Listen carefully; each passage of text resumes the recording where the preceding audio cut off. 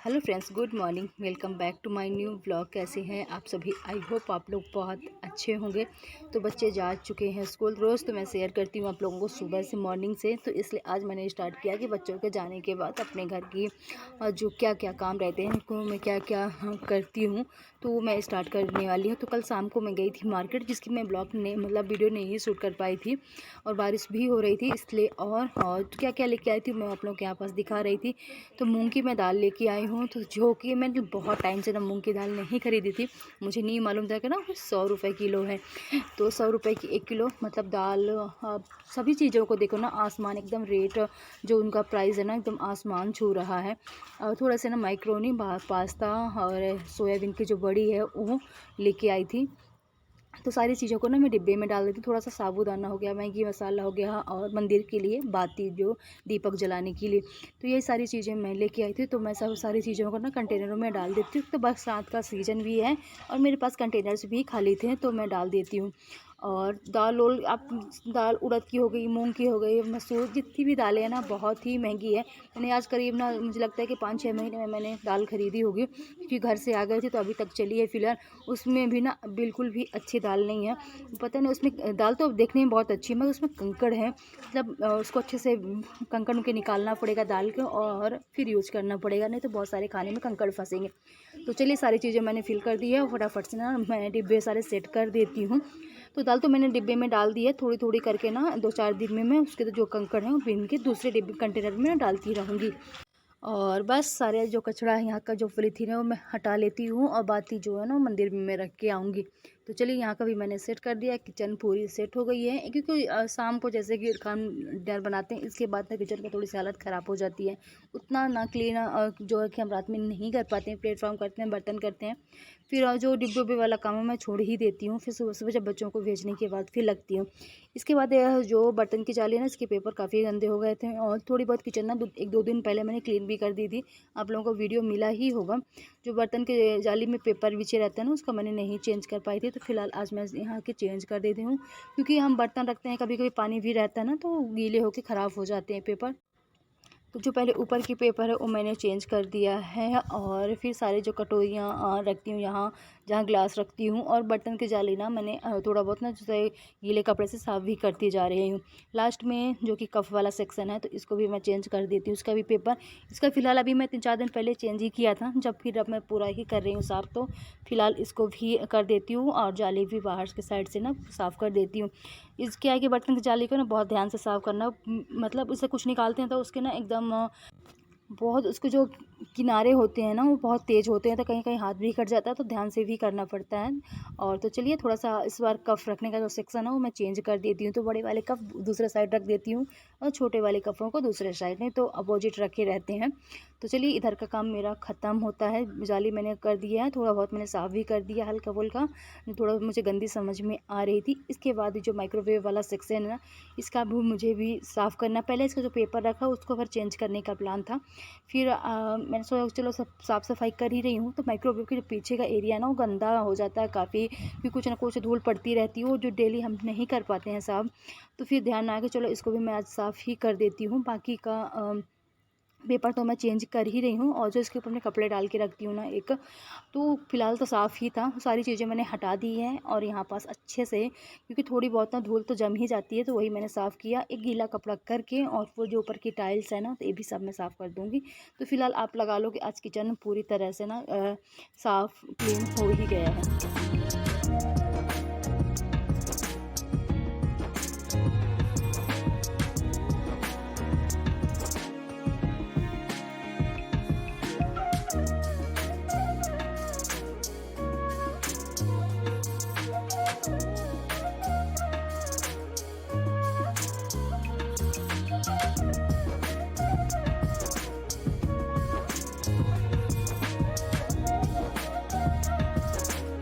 तो चलिए, इधर का एरिया मैंने साफ़ कर दिया, बस रह गया है बर्तन पड़े हुए हैं ब्रेकफास्ट के सारे। और साथ ही साथ अभी झाड़ू पोछा, कपड़े, वाला काम तो पूरा पड़ा हुआ है। बाहर बारिश हो रही है हल्की फुल्की, तो देखते हैं कपड़े वाला धोने वाला काम सोच रहे हैं स्किप कर दूँ, क्योंकि फिर पूरे घर में ना कपड़े कपड़े ही हो जाते हैं अगर धूप नहीं करता। तो सोच रहे हैं कि उसको मैं ना करूँ। तो चलिए यहाँ का मैं साफ़ कर देती हूँ। और फ्रिज मैंने कल ही साफ़ कर दिया, जो आप लोगों ने को ब्लॉग मिल चुका होगा, उस ब्लॉग में आप लोगों ने देखा ही होगा। तो फाइनली आज मेरा किचन ना पूरा साफ़ हो गया है। बस रह गए थे बर्तन वाले जाली, और बर्तन वाला जो एरिया का बगल में कबर्ड है, इसको मैंने थोड़े टाइम पहले ही साफ़ किया था। तो थोड़ी थोड़ी करके ना पूरे किचन की मैंने एक सफाई हो चुकी है। इसका जो पेपर है वो भी मुझे चेंज करने हैं, क्योंकि बर्तन रखे रहते हैं तो पेपर मोस्टली गंदा हो ही जाता है। 15 दिन में मतलब चेंज करना ही पड़ता है। सारे बर्तन पहले मैंने बाहर निकाल लिए हैं, और जो टोकरी में बर्तन रखे हुए हैं उनको भी मैं निकाल लूँगी, और एक गीला कपड़ा से ना साफ़ कर देती हूँ पहले जो है, और फिर इसमें मैं पेपर डाल दूँगी। सूखने के बाद ये बर्तन रखे हुए हैं तो इनको भी थोड़ा सा ना ढंग से रखना है। इसका जहाँ जाली रखती हूँ तो यहाँ भी थोड़ा सा मैं इसे साफ़ कर देती हूँ जब गीला कपड़ा से। और फिर जाली के बर्तन सेट करने के बाद फिर से जाली वैसे ही रख देंगे। तो इस पर मैं पेपर डाल दी हूँ, और जो इसे टिफ़िन उफ़िन की ज़्यादा ज़रूरत नहीं पड़ती है हमें, तो हम पीछे की साइड रख देते हैं। जब कभी आवश्यकता पड़ती है तो फिर वो मतलब निकाल लेती हूँ, पर पीछे बाकी का।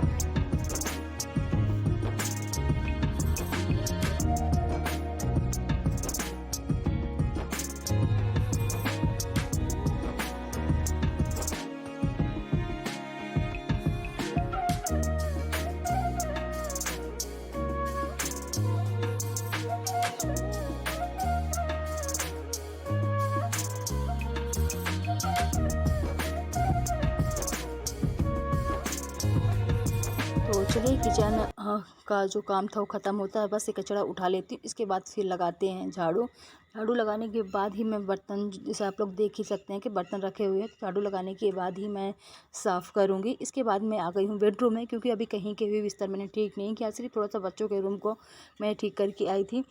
तो इसके बाद मैं आ गई हूँ बेडरूम में, तो यहाँ का थोड़ा सा ना बेडशीट ढंग से जल्दी जल्दी से ठीक कर देती हूँ, और फिर चलते हैं झाड़ू लगाने के लिए।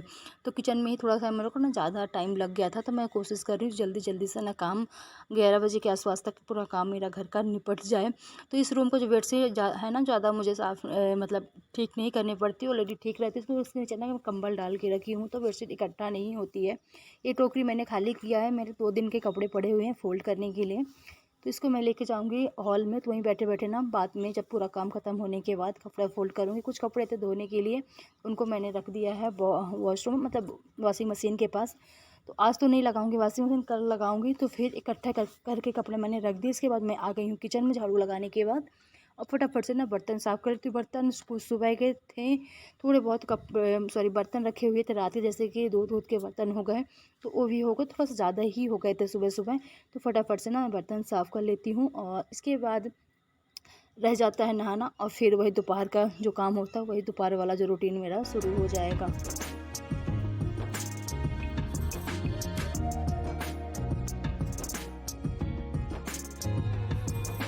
तो आज का जो मेरा रूटीन था वो 8 बजे से शुरू हुआ था। बच्चों के स्कूल जाने के बाद से ही मैंने स्टार्ट किया था। तो डेली जैसे कि सुबह से स्टार्ट ही कर लेती हूँ, और 11 बजे तक ना मेरा पूरा काम किचन का जो कंप्लीट हो गया था। इससे पहले ही हो जाता, मगर किचन के जैसे आप लोगों ने देखा मुझे क्लीन करना था, उसकी वजह से ना मुझे थोड़ा सा टाइम लग गया। तो चलिए किचन क्लीन हो चुकी है, पूरा घर हो गया। इसके बाद करीब 12 बजे के आसपास का टाइम है, 12 बजे के बाद का ही टाइम है ये। तो यहाँ पास मैंने दाल भिगो के रखी थी बड़े बनाने के लिए, तो इन्होंने 9 बजे के आसपास बोला था कि मतलब बड़े खाने हैं।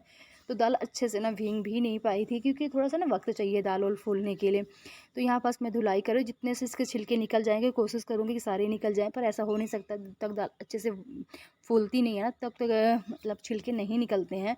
पर कोई बात नहीं, थोड़ा बहुत छिलके चल जाएंगे, क्योंकि हम जैसे दाल बनाते हैं काली दाल, तो उसमें तो पूरे छिलके ही रहते हैं।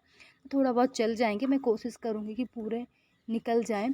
तो चलिए यहाँ पास दाल मैं अच्छे से धुल ली है, अब इसको ना ग्राइंड भी कर लेती हूँ, पीस लेती हूँ। तो ज़्यादा मैंने भिगो के नहीं रखा था, थोड़ा सा ही दाल भिगो के रखा था कि एक बार ना सबके खाने के लिए बड़े हो जाएंगे। और दाल को क्या ना जितने अच्छे से आप फेंट लेते हैं ना, उतना बड़े ना दाल फूलती है ना, तो बड़े ज़्यादा ही बनते हैं। तो चलिए यहाँ पास फटाफट से ना, और ऐसे मैं निकाल रही थोड़ा थोड़ी दाल ना, जो थोड़े बहुत कंकड़ होते हैं ना वो झड़ जाते हैं, मतलब थोड़ी थोड़ी दाल निकालने से। तो चलिए यहाँ पर दाल मैंने पीस लिया है और मिक्सर निकाल के रख देते हैं, इसको शुरू करते हैं बनाना। तो एक बर्तन में मैं निकाल के बाउल में रख लूँगी और दाल को ना करीब 10 से 15 मिनट मतलब आराम से उसको अच्छे से एक ही डायरेक्शन में ना अच्छे से फेंट लूँगी।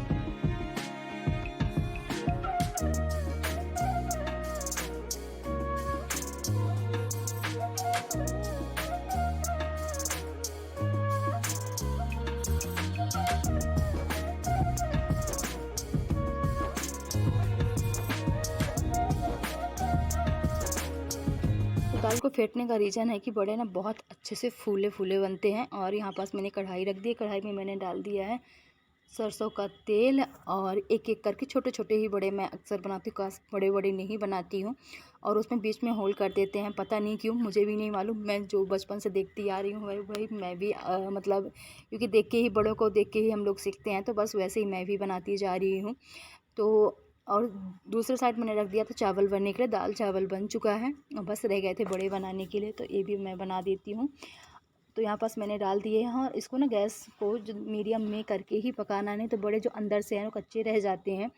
और लास्ट में इसका थोड़ा सा ना हाई करके लास्ट में मतलब पकाऊंगी। पहले तो मैं मीडियम स्लो करके ही बड़े अच्छे से पका के उसको बीच बीच में ना उलट पलट करती रही। और यहाँ पास पक गए हैं, एक पेपर में मैंने निकाल लिया, जो इनका एक्स्ट्रा तेल है ना सोख लें। इसी बीच मैंने दही भी रेडी कर लिया था। इसमें जो चीज़ मैं डालती हूँ जैसे चीनी हो गया और मिर्च हो गई, क्या जीरा वाला नमक हो गया, ये सारी चीज़ें मैंने ऐड कर दी है। बड़े में डालती हूँ, बड़े को मैंने पानी में नहीं भिगोया है, मैं अक्सर ऐसे ही बनाती हूँ। तो चलिए इस ब्लॉग को मेरे पास ख़त्म भी करती हूँ। वीडियो अच्छी लगी हो तो वीडियो को लाइक कीजिएगा।